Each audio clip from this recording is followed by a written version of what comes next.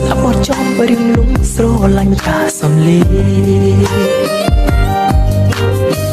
ព្រមលិខិតនឹងលេងកំ ប្លែកជាមួយនឹងខ្ញុំហើយ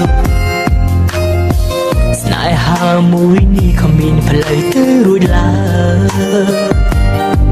ព្រោះតានត្រើយអូនគឺជាតារាល្បីពេលស្ងួនមកលេងកុនសើតម្ដងបងរំភើបណាស់មានឱកាសបានថតរូបអនុស្សាវរីយ៍នឹងស្រីក្នុងនាមជាអ្នកគាំទ្រស្រឡាញ់ពីស្រីបានត្រឹមប៉ះដៃគ្មាននិស្ស័យបានជាគូស្នេហ៍លួចស្រឡាញ់សពពីស្រីលួចស្រឡាញ់សពពីស្រីស្រឡាញ់ដល់ចិត្តស្មោះភ័ក្រក្តីហើយតាមគាំទ្រអូនលោកសាយលួចស្រឡាញ់សពពីស្រីទាំងនឹងអូនតារាល្បីតែសូមធ្វើសង្សារក្នុងក្តីស្រមៃទោះបីគ្មាននិស្ស័យបានលេងក្បែរអរគុណ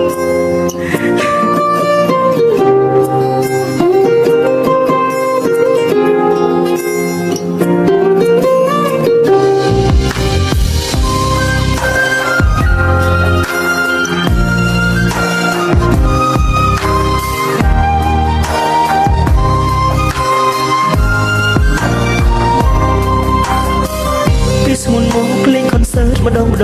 បងរំភើបណាស់មានឱកាសបានថតរូបអនុស្សាវរីយ៍នឹងស្រីក្នុងនាមជាអ្នកគាំទ្រស្រឡាញ់ពីស្រីបានត្រឹមប៉ះដៃ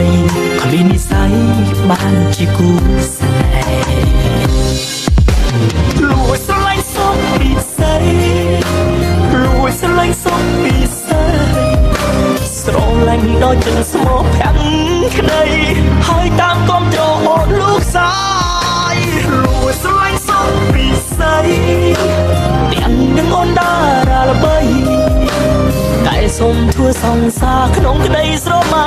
ទោះបីគ្មាននិស្ស័យបានលេងក្បែរលួចស្រឡាញ់សពពីស្រីលួចស្រឡាញ់សពពីស្រី